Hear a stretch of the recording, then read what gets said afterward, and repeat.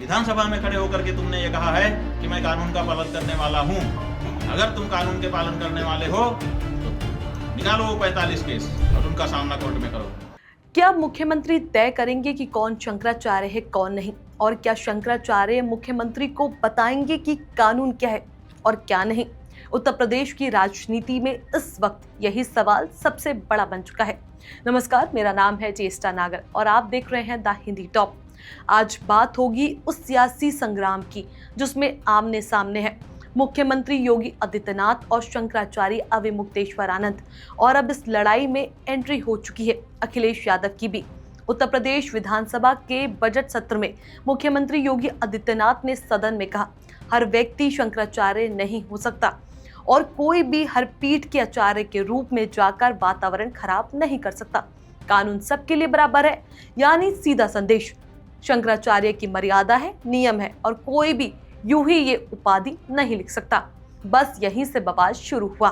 लेकिन कहानी सिर्फ एक बयान की नहीं है, बल्कि अब उठ रहे सवालों की है। सर्टिफिकेट देने का अधिकार आखिर है किसके पास? धर्म का, राजनीति का या संविधान का? शंकराचार्य अविमुक्तेश्वरानंद ने पलटवार करते हुए पूछा, मुख्यमंत्री को यह अधिकार किसने दिया कि वह तय करे कि कौन शंकराचार्य है और कौन नहीं? उन्होंने यहां तक कहा कि अगर मुख्यमंत्री खुद को कानून का पालन करने वाला बताते हैं तो अपने ऊपर रहे पुराने मुकदमों का सामना अदालत में करे। उन्होंने तंज कसते हुए पूछा, किस कानून में लिखा है कि किसी बड़े पद पर बैठते ही सारे मुकदमे हट जाएंगे? यानी अब बहस सीधी सीधी व्यक्तिगत और वैचारिक टकराव में बदल चुकी है। और फिर एंट्री हुई अखिलेश यादव की।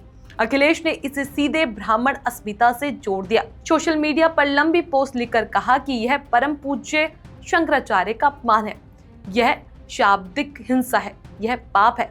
उन्होंने याद दिलाया हरिशंकर तिवारी का हाथा विवाद, घूसखोर पंडित फिल्म विवाद और आरोप लगाया कि बीजेपी सरकार में ब्राह्मण समाज का लगातार अपमान हो रहा है, क्योंकि शंकराचार्य अविमुक्तेश्वरानंद का जन्म ब्राह्मण परिवार में हुआ था, उमाशंकर पांडे के रूप में।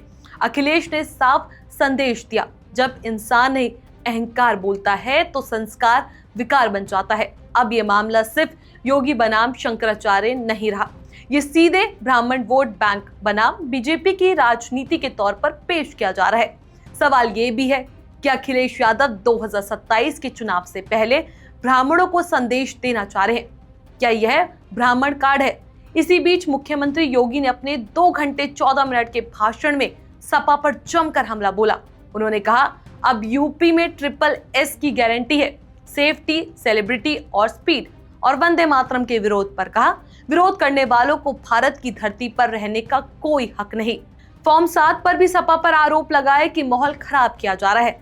तो अब तस्वीर ये है कि एक तरफ मुख्यमंत्री कह रहे हैं कानून सबके लिए बराबर है, तो दूसरी तरफ शंकराचार्य कह रहे हैं आपको हमें प्रमाण पत्र देने का अधिकार किसने दिया?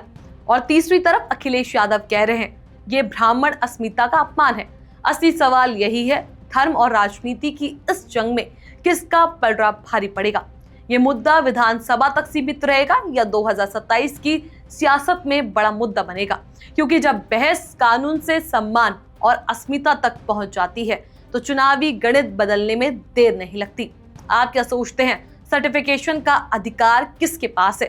सरकार के पास, परंपरा के पास या समाज के पास? अपनी राय हमें नीचे कमेंट सेक्शन में जरूर बताएं। ऐसी और भी वीडियोस के लिए आप हमारे चैनल द हिंदी टॉप को सब्सक्राइब कर लें। इसके अलावा आप हमें एक्स, फेसबुक और इंस्टाग्राम पर भी फॉलो कर सकते हैं।